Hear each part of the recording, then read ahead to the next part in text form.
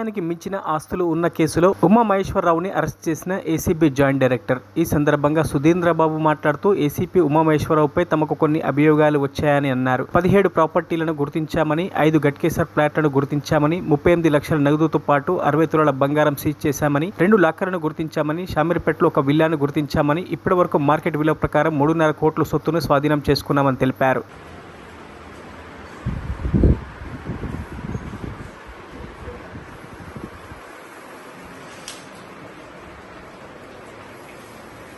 Okay, so ఈరోజు morning 5:30 నుంచి హైదరాబాద్ కమిషనరేట్లోని ఏసీపీ సిసిఎస్ డిటెక్టివ్ డిపార్ట్మెంట్లో వర్క్ చేస్తున్న శ్రీ టి ఉమామహేశ్వరరావు గారి ఇంటిపైన, వారి బంధువుల ఇంటిపైన, close associates residences and offices location పైన అరౌండ్ 11 ప్లేసెస్లో సెర్చెస్ చేయడం జరిగింది.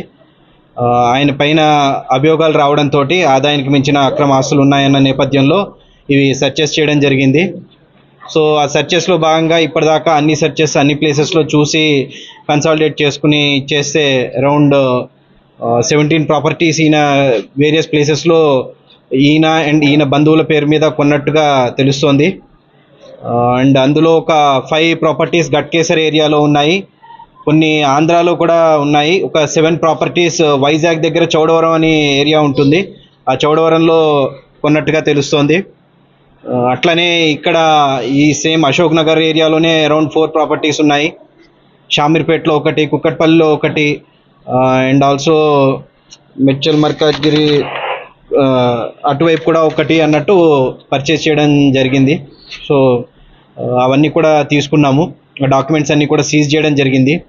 అలాగే వేరియస్ వాళ్ళ రిలేటివ్స్ హౌసెస్లో వాటిలో చూడగా అరౌండ్ ఒక 38 lakhs క్యాష్, అంటే 37,50,000 అట్లా క్యాష్ అదొకటి సీజ్ చేయడం జరిగింది.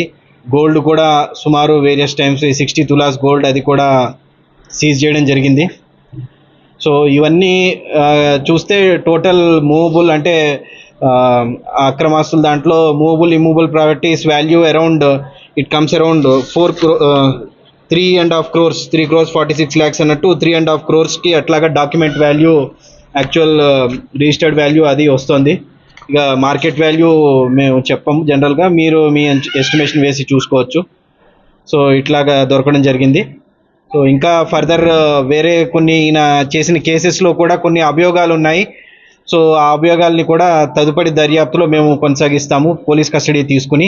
ఆ కేసెస్లో ఏమైనా జరిగాయా, ఇర్రెగ్యులారిటీస్ అయ్యి అందులో కూడా ఏమైనా మనీ తీసుకోవడం జరిగిందా అవి అన్నది.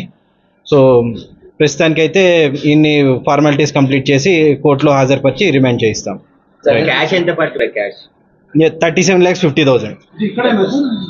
ఇక్కడ అంటే ఇక్కడ 3 houses ఉన్నాయి, వాళ్ళవి వాళ్ళ రిలేటివ్స్. అందులో మిగతా 7 చోట్ల క్యాష్ కానీ గోల్డ్ కానీ లేదు, అక్కడ లేదు, ఇక్కడే దొరికాయి. బ్యాంక్ లాకర్లు ఎన్ని గుర్తించారు సార్?